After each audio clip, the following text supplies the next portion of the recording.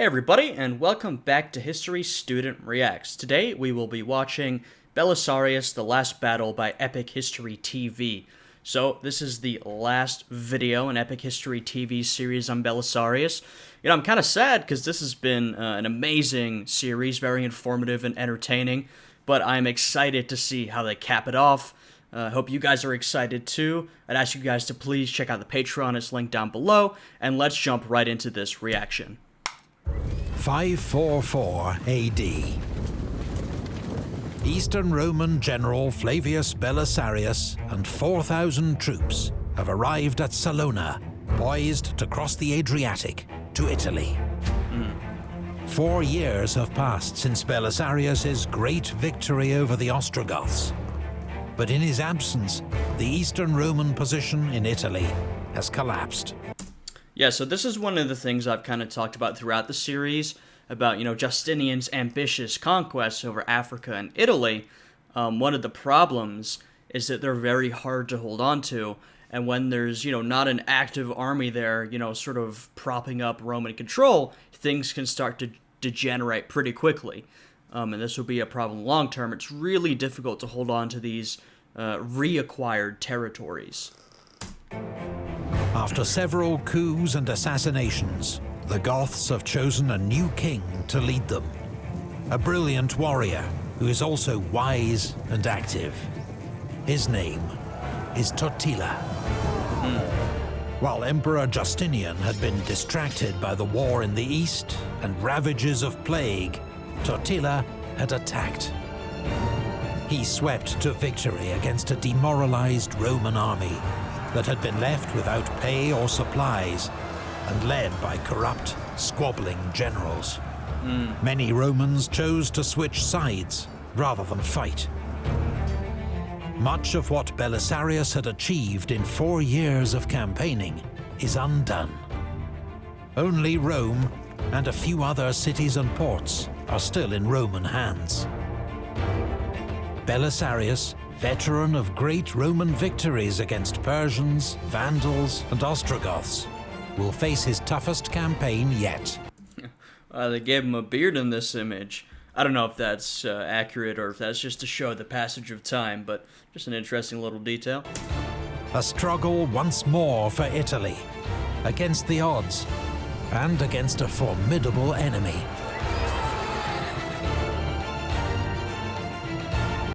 Yeah, so honestly, I was a little more familiar with the initial reconquest of Italy and Africa. I feel like I'm not too familiar with, this return a couple years later, so I'm interested to learn about it.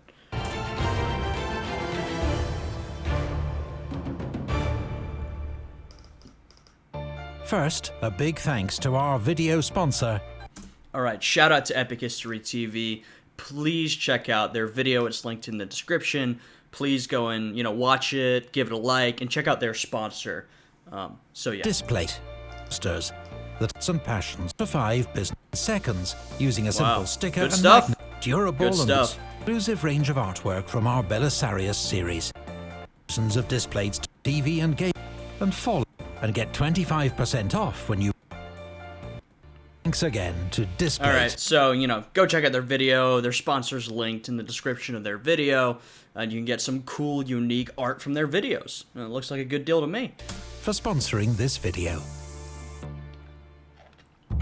Belisarius seems to face an impossible task. I mean, yes, as always, he's always facing insurmountable odds, though this time he is extremely, undermanned, even compared to his other expeditions. With just 4,000 inexperienced troops, he cannot risk facing the Goth king Totila in battle. For the time being, he must remain on the defensive. He has an early success when he is able to relieve and resupply the garrison of Dryas, which had been on the point of surrender. Then he moves his force up by sea to Ravenna. But Belisarius finds that every move he makes in Italy to reinforce a garrison or extend Roman control is hamstrung by a lack of troops, supplies, and money. he sends his old rival, John, nephew of Vitalian, back to Constantinople with an urgent appeal to the emperor. Yeah, maybe a good idea, getting John out of there. We don't want him causing trouble again. We have arrived in Italy, most mighty emperor, without men, horses, arms, or money.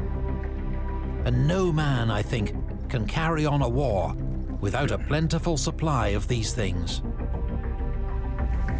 Belisarius asks, above all, that his household troops, his famed Bucellari, be released from service in the east and sent to join him in Italy. Belisarius withdraws to Dyrrachium to await the emperor's reply.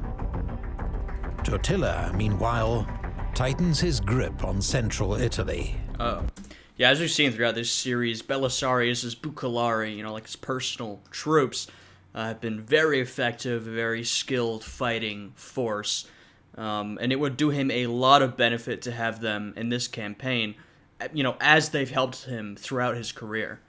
And in late 545, he advances on Rome. The Eternal City is held by just 3,000 Roman troops, commanded by Bessas. For months, the Goths have been intercepting supplies sent to the city. Civilians are already starving. The garrison will be next. The city cannot hold out for long. Now, to be fair, and we talked about this in the video on the conquest of Rome, Rome is not necessarily the most strategically important spot to capture on the peninsula. Rome has not really been a city of that much practical importance for hundreds of years. Ravenna has been one of the more important imperial capitals for a long time. But, Rome comes with a whole bucket full of symbolism and meaning. That's one of the main reasons Rome is important, not because it'll give you a military or economic or practical advantage over your opponent, but for the symbolism. Rome, even though it hasn't been that important for a while, or as important as it used to be for a while, people remember the history. Rome is still that famous city. A few months later, John rejoins Belisarius at Dyrrachium with some reinforcements. Okay. But not for the first time, the two generals disagree about their next move.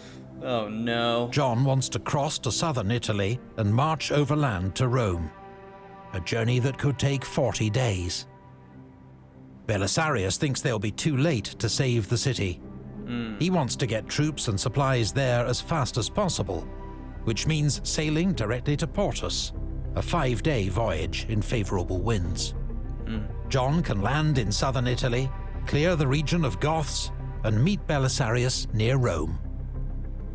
Belisarius' plan risks dividing his small force, but it may, at a stroke, secure Rome and southern Italy for the emperor. Yeah, it's a bit of a risk, plus I'm not sure if I would trust John to go off and do his own thing, but maybe. It's been years, so I don't know what has changed in that amount of time. I'd say once again, it seems like Belisarius is going to get his way here, but once again, he's clearly the most talented man at commanding troops, and yet he can never get full authority. He's always being challenged in some way or another, even though here it seems like his plan is going to be carried out, at least at the beginning. I guess we'll see what happens. However, his last campaign is to be plagued by misfortune. When Belisarius arrived in Italy, things went wrong with him daily, for he had clearly incurred the enmity of heaven. Belisarius sails for Portus, accompanied by his troops and his wife Antonina. As always. But they are hit by a storm and have to put in at Dryas. They are spotted by Goths besieging the port, who send word to Totila. By the time Belisarius reaches Portus a few days later, the Goths are on high alert, ready for any attempt to relieve Rome. Totila knows Belisarius will try to move supplies from Portus to Rome along the Tiber River. So 10 miles downriver from the city, he builds a fortified wooden bridge with towers on each bank filled with Goth warriors. Smart. It's a formidable obstacle that Belisarius will have to break through to save Rome. Meanwhile, John lands with his troops in the south. He quickly routs local Goth forces and secures the region. Nice. But despite appeals from Belisarius, John refuses to march to their rendezvous at Rome. I mean, I could have told you. You know, I was saying, you know, it's been years, maybe stuff has changed, I don't know, but clearly nothing has changed. John still will not do what's best for everybody, and Belisarius still has to deal with gross insubordination from his men. So, you know, this is very unfortunate and very frustrating once again. The same guy, John, you know, will not obey orders. Nothing has changed. He cites the presence of 300 Goths at Capua, who shadow his movements and convince him that he would be marching into a trap. Belisarius can wait no longer. He leaves Isaac in command at Portus, with strict orders not to leave their only secure base for any reason. He also sends word to Bessas in Rome, ordering him to make a diversionary attack on the Goth camp. Then his convoy of 200 reinforced galleys begins to row up the Tiber, packed with troops and supplies. All right. An infantry force supports them on the right bank. After clearing an iron chain that lay across the river, they reach Totila's fortified bridge. Thanks to skilled reconnaissance, Belisarius not only knows its location, but its exact dimensions. He has built a taller tower, which floats on 2 barges. The Romans push it up to a Goth tower and drop a burning boat packed with pitch and tar on top of it. That's pretty awesome. Also a very, I feel, Roman way of doing things. I mean, one, the construction and engineering involved. Romans were always great at that. 2, the idea of, oh, you built something? Well, we're going to build it bigger and faster. You know, that has been a part of Roman military strategy for hundreds of years. Very quintessentially Roman, I would say. The tower, with scores of Goth warriors still inside, is incinerated. Jeez.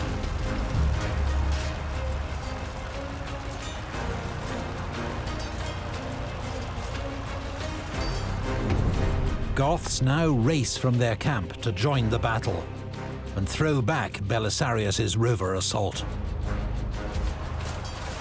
Heavy fighting breaks out around the wreckage of the bridge. But there is no sign of the diversionary raid by the garrison of Rome. Bessas, it will emerge, has decided not to risk his own men. Belisarius's troops gain the upper hand and start to dismantle the bridge. But then, a messenger arrives with news that the Goths have captured Isaac, left in command at Portus. Ow. Belisarius, for once, seems to lose his usual cool head. He assumes Portus has been captured, along with his wife and the army's only refuge. Uh-oh. Without waiting for more information, he turns his entire force around to launch an immediate attack to retake Portus. But when Belisarius gets there, False he info. discovers that Portus is quite safe. Yeah. Despite his orders to stay put, Isaac had been captured, leading a reckless attack on the Goths. I mean, not false information, just something that you wouldn't have expected, because once again, Belisarius is dealing with insubordination. His men won't listen to his correct orders. That's what's so frustrating, is that, you know, throughout military history, we have examples of insubordination, but insubordination which works out in the end. You know, men who disobey the orders of their superiors and find a better way to do things. the frustrating thing about this is that throughout Belisarius' story, we've seen lots of cases of those under him disobeying his orders, and it's always gone badly, because Belisarius is very talented, he's very competent. He's made a bit of a mistake here, moving everything back upon this news. Normally, he would be more cautious, but, I guess he was fearing for his position and his wife and his men. But this has been brought about because Isaac didn't listen to what Belisarius said. And, we've just had John disobeying his orders, as he did years ago. It's got to be very frustrating for Belisarius, though he's, managed to make it this far. In pursuit of glory. Now, crucial moments have been lost. The Goths are reinforcing their position.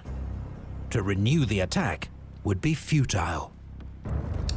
Man. Belisarius' attempt to save Rome has failed. He is overcome with despair. Then he falls sick with fever and comes close to death. Man, this has got to be a serious low point because, we've seen Belisarius struggle before. We've seen other low points, particularly with how Justinian treats him, but, mostly Belisarius' story has been victory after victory. He just keeps winning. So this has got to be pretty, disappointing. This has got to be a low point for him personally, especially with him falling sick. You can imagine how he felt. This was probably a pretty terrible position to be in. 10 years after Rome fell to Belisarius, the city falls to Totila, its gates opened by starving Roman troops. Procopius records that just 26 soldiers and 60 civilians are slain, before Totila orders his men to stop the killing. Within Rome, the Goths find just a few hundred civilians, hungry and destitute, sheltering amid the monuments and temples of what had been the world's greatest city. Wow. Rome is a ghost town. Totila decides to raze it to the ground and begins demolishing the city walls. When Belisarius hears of this, he writes to the Goth king. Among all cities under the sun, Rome is agreed to be the greatest and most noteworthy. Any insult to these monuments would rightly be considered a great crime against the whole of humanity. Wow, I didn't know about this. Also, just an interesting little note here. I'm maybe surprised or interested in the fact that Belisarius says that Rome is agreed to be the greatest and most noteworthy city, and not Byzantium. Because Byzantium was the center of the empire, and I know that Rome has this great history to it, but Byzantium was truly a great city. And Justinian had done a lot of construction in Byzantium, like the Hagia Sophia, that amazing church that had been built. So I think it's definitely an interesting thing that he still holds Rome above it, at least in this letter, perhaps showing, respect to the history and tradition, even though, Rome has been sort of outside of imperial control for a while now. For by such an action, the men of former generations are robbed of the memorials of their virtue, and future generations of the sight of their works. Belisarius adds that if the Romans win this war, they'll show no mercy to the man who leveled Rome. Totila changes his mind. Having destroyed Rome's gates and much of its walls, he marches south, taking the last of its inhabitants with him. Wow. John retreats behind the walls of Dryas, and southern Italy is soon back under Goth control. It's sort of an interesting point in the history of Rome itself. I don't know really where Rome goes from here. Maybe we'll get a look at that throughout this video. But even further, the next decades, hundreds of years, obviously, Western Europe is sort of in this dark age. I'm not really sure what happens to Rome. But this has got to be a low point in the history of the city. Practically uninhabited, partially destroyed. It is very far from the glory of its former days, and the glory it's going to see again in the future. Because, I mean, perhaps a positive note to hit on, I mean, Rome will see better days. You know, give it another, I mean, hundreds and hundreds of years into the modern age, but Rome will see better times. Rome, the eternal city, is abandoned. We are told it is forsaken by all living things. But doubtless there are those desperate enough to roam the empty forums and deserted streets. In the spring of 547, Belisarius, recovered from his illness, makes a personal reconnaissance of Rome to inspect its defences. Word of his movements reaches the Goths, and Belisarius and his escort have to fight their way out of a dangerous ambush. Wow. But the Roman general has seen enough. He has decided to reoccupy Rome. Really? There is no Goth garrison to oppose Belisarius, but strategically it seems madness. It does. Rome is not a very defensible city. This is one of the reasons why it hasn't been the capital of the empire for a while, because, one, you know, it was far away from the borders of the empire, so if you want to personally lead an army or send troops out to fight your enemies on the borders, that's hard to do from Rome. It's easier to do from Ravenna in the north of Italy. And two, Rome is not an easily defensible city. Ravenna is far more defensible, given that, you know, it rests in a swamp with its tough walls. It's far easier to defend against a siege as compared to Rome. So I'm interested to hear the reasoning here. How can he expect to hold the empty city? For 25 days, he and his men work furiously to lay in supplies and shore up the city's defenses before the Goths return. Okay. Their presence encourages some Romans to begin moving back into the city. By the time Totila and his army arrive, the Romans have rebuilt much of the walls with loose stone, but they haven't had time to make new gates. The Goths attack, confident of victory. The Romans have a nasty surprise for them. Caltrops spread over the approach routes to maim Goth men and horses. For 2 whole days there is savage fighting at the open gateways. But Belisarius' men stubbornly hold their positions. I mean, amazing. A few days later, the Goths prepare to launch another attack. This time, the Romans are so confident, they come out of the city and fight the enemy in the open. Wow, I mean, I was going to say it's remarkable that the Romans have been able to defend the city. It's even more remarkable that, they're, leaving the city and fighting on open ground, particularly given that they're so outnumbered. Totila's own standard bearer is cut down. The Goths are routed. Wow. Totila, harangued by his own men for neither destroying Rome when he had the chance, nor garrisoning it, withdraws to Tivoli. I'm not sure if there were more specific reasons why the Romans won that battle, or maybe it just came down to the Romans being, better trained. As is often the case, I mean, the Roman army is one of the best trained. They're experienced, they're orderly, organized, disciplined. So maybe some of you guys have info on how exactly that battle went down. But in lieu of other evidence, I suppose I default to saying perhaps it's due to the Roman superior discipline and training, or maybe other factors. I don't know. At last, Roman fortunes seem to be on the rise. There's more good news when Emperor Justinian decides to send Belisarius more reinforcements, around 2,500 men. Belisarius is ordered to link up with them at Tarentum before re-establishing control of southern Italy. He sails from Portus with 900 picked men.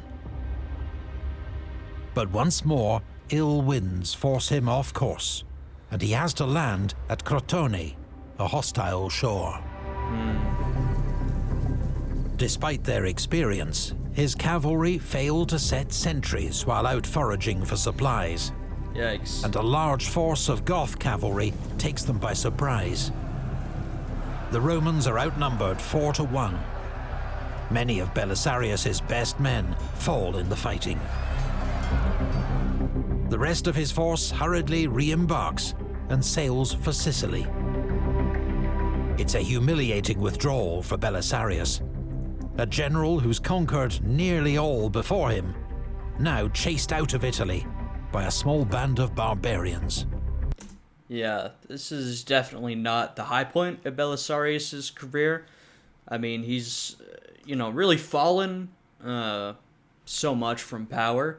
He was reconquering the whole peninsula a couple years before, and now he's trying to make it with 900 men and being, routed by a small band of barbarians, as they put it. Now, I wouldn't necessarily put that on Belisarius. I mean, he's really been badly supplied by Justinian. It's more the position he's in. But it's definitely a fall from where he once was. Belisarius's wife, Antonina, has been by his side throughout the campaign. Now she returns to Constantinople. As a close friend and confidant of Empress Theodora, she hopes that in person she can persuade her to send Belisarius the troops and supplies he so desperately needs. Yeah, and I know that there was some, discontent among some of Belisarius' subordinates and his men about him bringing his wife with him everywhere. It wasn't normally done, and some of them weren't comfortable with a woman taking on a role like that. And I don't know too much about Antonina, but, it does seem like throughout this series she really has been advocating for her husband. Her close relationship to the Empress, she's tried to help Belisarius out, get him more supplies, get him back into the Emperor's good graces. So, like I said, I don't know too much about her. Maybe there were some issues, but she does, seem to always be trying to help out her husband and, really try and, progress his career. The mission will prove futile. When Antonina arrives in the capital, she learns that Empress Theodora has fallen sick and died. Oh, man. Not successful here.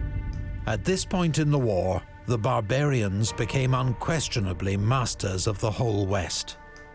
Though the Romans had been at first decisively victorious in the Gothic War, as I have previously recounted, the result for them was that they had not only spent money and lives in huge amounts, and to no advantage, but they had also lost Italy. I'm really glad we have the words of Procopius. I mean, throughout this whole series, one, it's just great history. It gives us so much information. But two, it's also a look into the viewpoints of the time. And in this case, what he's saying is, I think what a lot of us in the modern age also feel, or at least I'll speak for myself, I agree with him to a certain extent. A massive loss of resources and men, and at the end of it all, for what? The conquests were not very long-standing. This kind of touches on, Justinian's ambitions and his conquests and things we talked about before. But whatever you think of it, there was a huge cost in trying to reclaim this territory. Belisarius' second Italian campaign ends in frustration and failure. In January 549, he is recalled to Constantinople, allegedly at the request of his wife Antonina. Soon after he leaves, the Goths finally take Perugia. The next year, they take Rome. Goth fleets begin to raid Sicily and Dalmatia. But Justinian continues to ignore Totila's offers of a generous peace, because he has, at last, assembled an army big enough to take the war to the Goths. Okay. he awards command not to Belisarius, but to his old rival, Narses the Eunuch, Chamberlain of the Palace. Really? I mean, I know that Belisarius' last campaign was a failure, but, I mean, just look at the man's history. You know, Belisarius has had such a successful, series of victories, and Narses, from what we've seen, and, I don't know too much about Narses. Maybe I'm sure there's more to him, but, he seems to have just only meddled in Belisarius' success. Although, I guess once again, Justinian really trusted Narses, and Narses was very loyal. And Justinian trusted him in a way that he didn't Belisarius. But for those of us watching this series, it is a little frustrating to see Belisarius get passed over for Narses, who, was also a problem to him in the past. Narses leads the army into Italy in 559. An army of 20,000. That's a serious army. Imagine what Belisarius could have done with that number of men, instead of the, 4,000 he was initially granted to go and reconquer Italy, or however many it was. I know he was resupplied and reinforced, but, 2. He decides to act fast and force a decisive battle against Totila at the first opportunity. Okay. He gets his wish at Busta Gallorum. Totila risks everything on a massed cavalry charge against the Roman centre. He is met with a storm of arrows.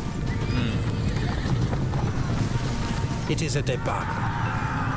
Totila himself is among scores of Goth lords who perish. Wow. Goth military power in Italy is broken. I mean, I was hating on Narses, but, if he gets the job done, then he gets the job done.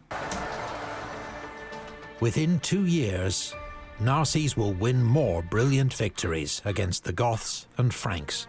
Well, fair enough. And bring the war in Italy to a victorious end. Perhaps he was a good choice then. He clearly got the job done. Belisarius' feelings at news of Narses' triumphs can only be guessed at. Joy and gratitude for a Roman victory, but bitterness, perhaps, that he'd had to fight the war for so long with so little support. Yeah, I mean, look, fair enough to Narses. He clearly got the job done. But also, he got the job done well supplied and well armed by Justinian, whereas Belisarius had to struggle with what little he had. So, I still feel, like Belisarius was basically slighted to a certain extent. I still feel bad that, he didn't get that opportunity to go back to Italy with, the forces that were necessary. And Narses got that chance, and he succeeded. If Belisarius had gotten that chance, I'm sure he would have succeeded as well. His last campaign wasn't great, but just look at his whole career. He's super talented.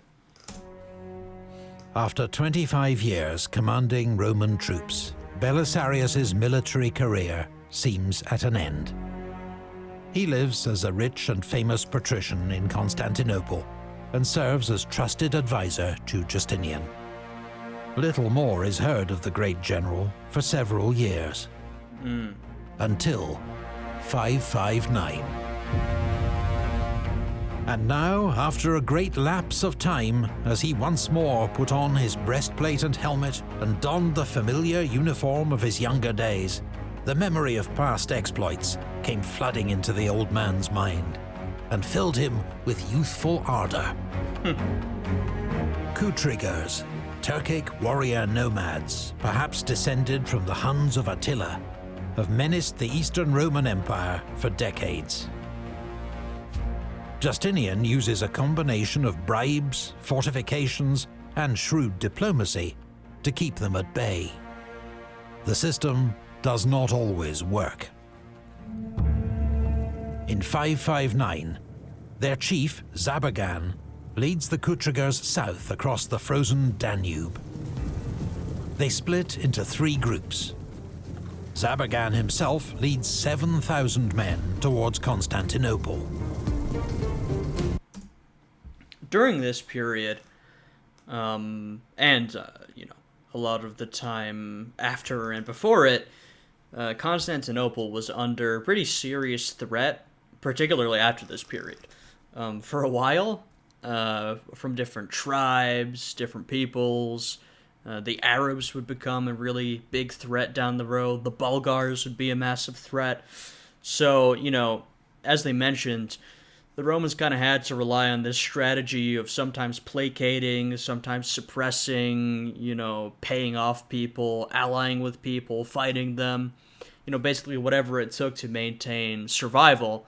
The Eastern Roman Empire was still a great empire, but we're far past the era where Rome is so unquestionably dominant that they just, dominate everybody around them. There are many challenges to the Eastern Roman Empire and to Constantinople, and they're constantly having to defend it and protect it. And this will go on for, a while. Well, a while. There will be points of strength and weakness. I guess you could say it goes on until Constantinople collapses, and the empire will get progressively weaker. But there will be higher points of strength and security along the way. They bypass the outer fortifications, the long walls, which are crumbling and undefended. There are hardly any troops in Constantinople, and as the Kutrigers draw near, panic spreads.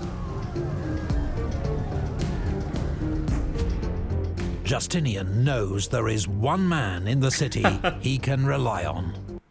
I've said this before, but I don't think they've made any, major movies about Belisarius. They definitely should, because sometimes his story is really like a fictional movie or story.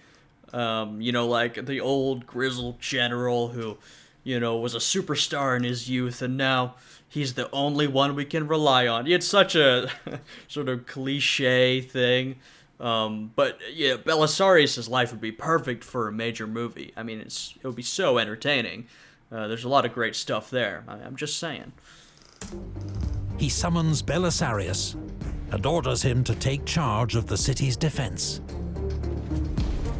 The great general, now almost 60, gathers 300 veterans and a crowd of citizen volunteers and marches out to face the enemy. It's a pretty scrappy force. He sets an ambush for the advance party of 2,000 Kutrigers. When they've entered the trap, his veterans attack from both flanks, hurling javelins. Then Belisarius leads forward his main force in a head-on charge. His men scream and roar to terrify the enemy. Horses drag branches to stir up dust and hide their numbers. The Kutrigers are hemmed in, attacked from all sides, unsure of the enemy's strength. They panic and flee. In the words of the historian Agathias, the Romans followed them in an orderly and disciplined pursuit, making short work of all they could lay their hands on. The barbarians were slaughtered in great numbers as they galloped away, without even turning round to look back. I mean, a classic Belisarius victory. He's greatly outnumbered, yet he decisively beats his enemies. Of course, this is on a much smaller scale than many of his earlier battles, with a much, sort of less well-trained force. But it is, in some ways, reminiscent of the old days of Belisarius. Belisarius has won yet another famous victory. Yet 3 years later, after a failed assassination plot against the emperor, he finds himself in disgrace once more.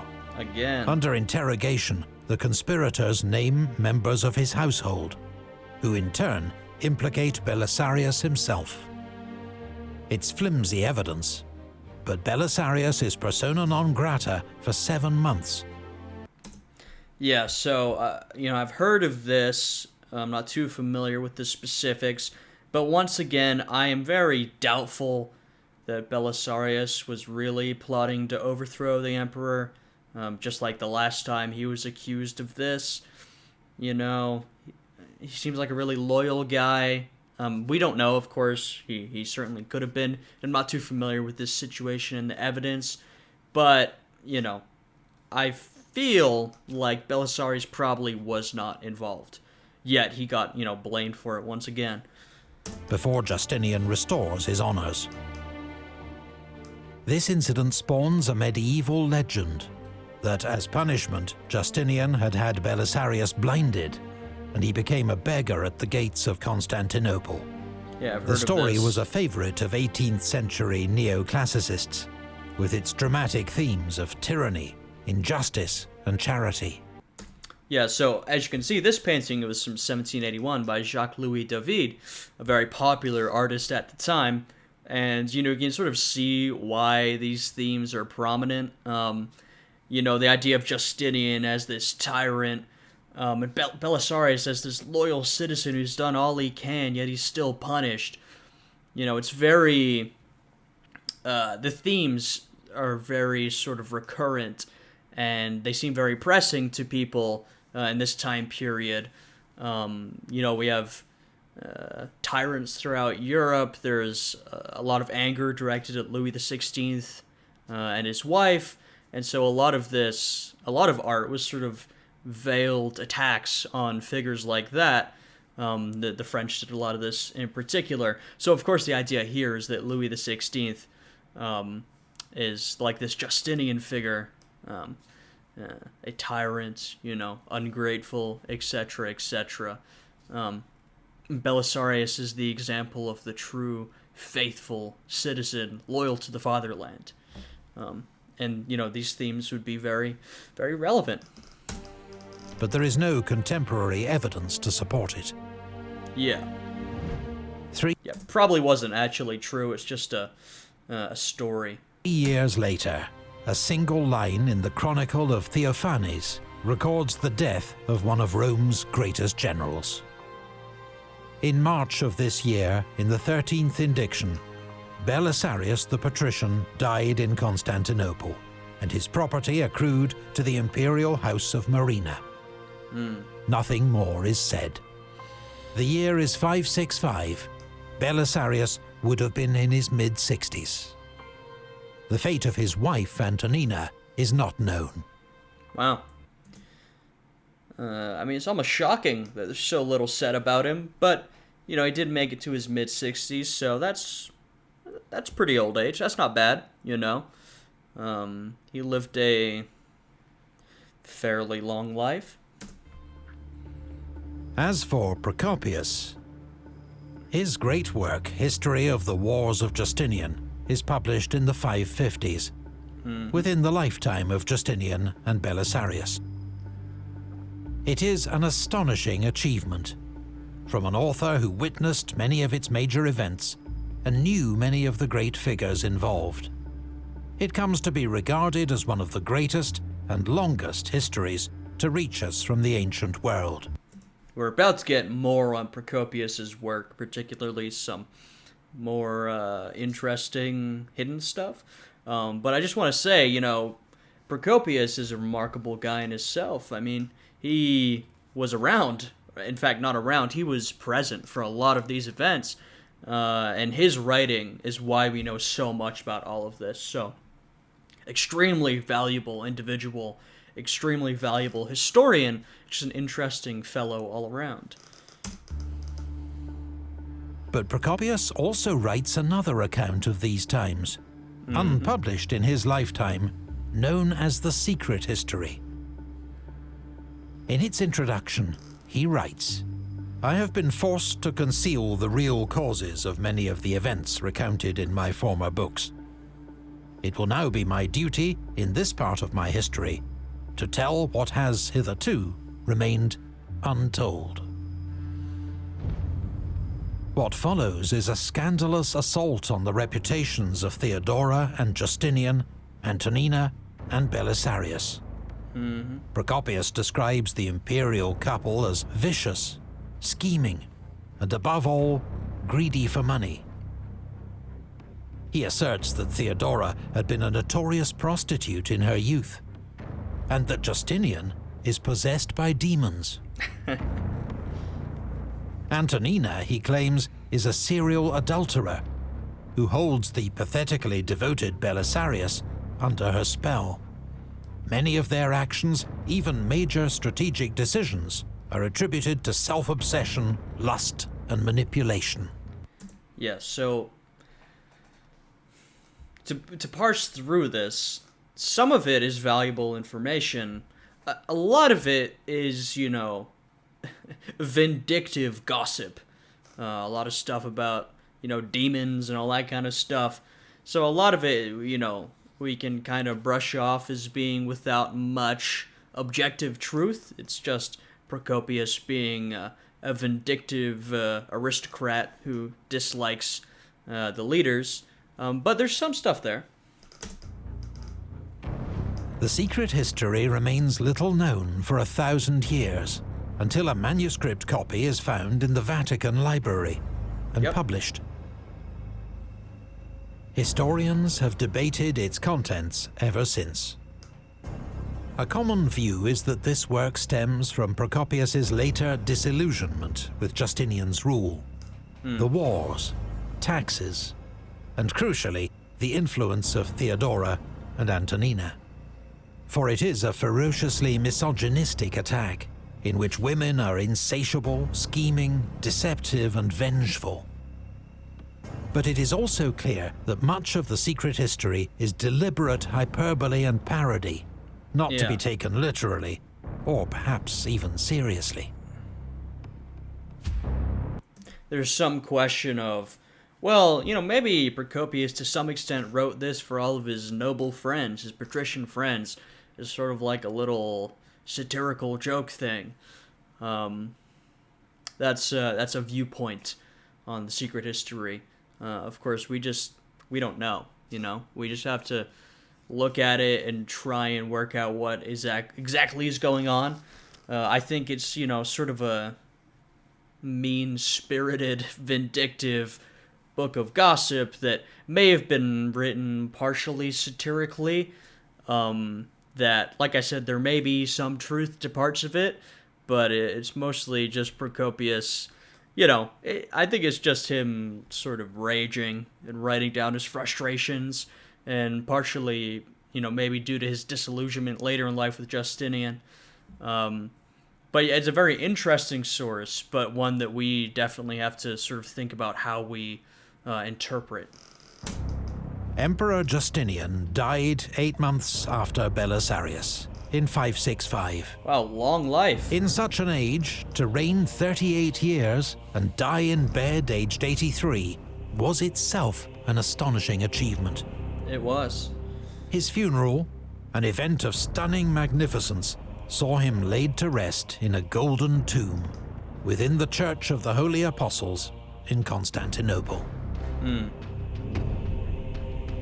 He left a Roman Empire that stretched from the Caucasus to the coast of Spain, from the Alps to the Atlas Mountains. These conquests came at a vast cost in lives, treasure, and human suffering. Nor could they be sustained.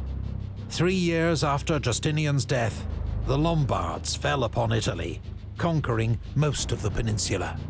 Yep. In the 7th century, Avars and Persians advanced to the walls of Constantinople, before the tidal wave of Muslim Arab conquest swept away much of the empire. It has been argued that Justinian's costly wars left the Eastern Roman Empire exhausted, unable to resist these new threats. But recent assessments place more emphasis on the blunders of his successors.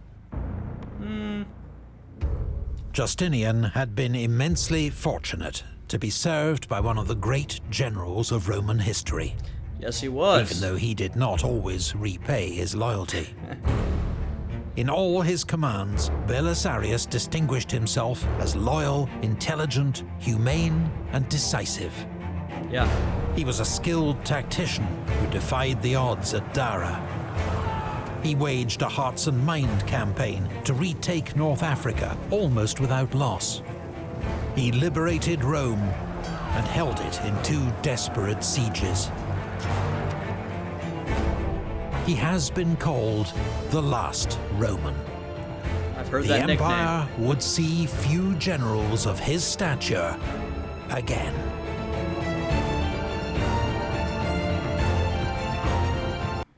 I think that might be a fair nickname, the last Roman. Okay, well, fantastic video. This has been a very long recording. This will probably end up being my longest video so far. So if you're still here, thank you very much for sticking around. I would like to give my thoughts summing all of this up. I'll try not to take too much longer. Hopefully we can get this done before we hit the hour mark. So on Belisarius, the last Roman. You know, I think that's a fair nickname to honor him. He was truly a great man, what can I say? Like I've said several times, I do think, you know, a movie would be great about him. He was clearly intelligent, talented, competent, level-headed, skilled. You know, this video, you know, his career didn't really end with a bang. It sort of fizzled out a little bit, but, you know, throughout the whole series, we've seen his talents and his accomplishments. And he's truly a man to be respected, and he never got the respect he deserved. At least that's how I'm interpreting it. It seems like Justinian was always suspicious. And to a certain extent, I get it.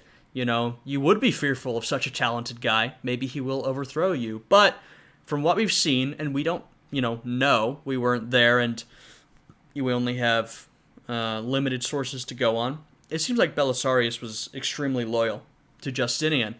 I don't think he was involved in, or at least seriously involved in any plots to overthrow the emperor. He seems to have been strongly loyal, always committed to serving Justinian and the empire. You know, he was always trying to protect the empire's inhabitants. You know, he made sure in his reconquests of Italy and Africa to prevent looting, and to make sure that the inhabitants knew, hey, you're Romans, we're here to help you. So yeah, I give Belisarius a lot of respect. You know, I knew a bit about his career before this, but this has really given me a lot of great detail, and really, you know, I really like the guy now. You know, I really respect him. On Justinian, because you can't talk about Belisarius without also covering Justinian. You know, he's the other part to the story.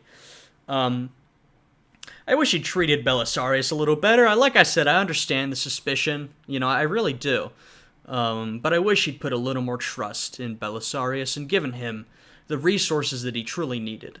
On, you know, Justinian's conquests and his ambitions. So, I've talked about this before, and they mentioned it right here, and I've seen some comments about how, you know, the failings of the empire following Justinian's death, because we saw Justinian's conquests did not last long at all, and then much more of the empire's territory would be eaten away by the Avars, the Arabs, other groups. And there have been some comments about how a lot of that is due to Justinian's successors, and I agree. I do agree. You know, Justinian was one of the greatest rulers the empire had. But, and I do still believe this, I'm going to make the point, you know, Justinian was so ambitious. You know, he set up all these goals, and in his lifetime, he accomplished many of his goals, draining massive amounts of manpower and resources to do so, that, you know, the empire was sort of left stretched thin when he died. And the thing was that in order to, I mean, it was probably impossible to maintain, but in order to maintain this situation, you would need a series of emperors who were as talented and skilled and intelligent and ambitious as Justinian. It's just not possible. You know, Justinian is a rarely talented, a uniquely talented emperor. So, you know, of course the emperors that came after weren't going to be able to handle it. You know, you can't expect them to. It's just an unrealistic expectation. So, yes, I do agree that the emperors that came after dropped the ball to a certain extent, but then again, you cannot expect every emperor to be a Justinian. It's just ridiculous. And then also, So there's the fact that Justinian was far too ambitious and drained the empire's resources, which I think was a big factor in some of the failures of the empire down the line. There were, the failings of some of Justinian's successors. Some were better than others, and the fact that they could not, uphold his conquests. And then sort of the third big part is the plague. It's kind of difficult to measure what the exact effect was and how important it was, but, it was extremely damaging to the empire, its resources, its manpower. I mean, this was a devastating event, and that can't be overstated. The plague really did play a big role in, the decline of the empire following Justinian. So those are basically sort of my thoughts on the situation. Like I said, I think Justinian was greatly talented, and, I do hold respect for many of the things he tried to do and many of his real accomplishments, but I think he was too ambitious for his own good, and he put the empire, or at least contributed to putting the empire into a position that it couldn't last in. But, like I said, there were other causes for that as well. I'm not placing it solely on Justinian. That was a fantastic end to the series, and this was a great series from Epic History TV. I mean, every one of their videos I've seen has been amazing. This series was really great. I really enjoyed it. I hope you guys did. If you're still watching, thank you very much. Please leave a like if you enjoyed the video. Check out the Patreon, subscribe, all that good stuff. And I hope to see you guys again next time. I'm going to keep watching Epic History TV's videos. I'm doing the Napoleonic Wars.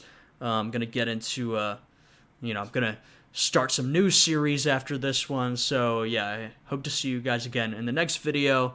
And I hope all you guys are having a fantastic day. And I will see you guys again next time. Goodbye.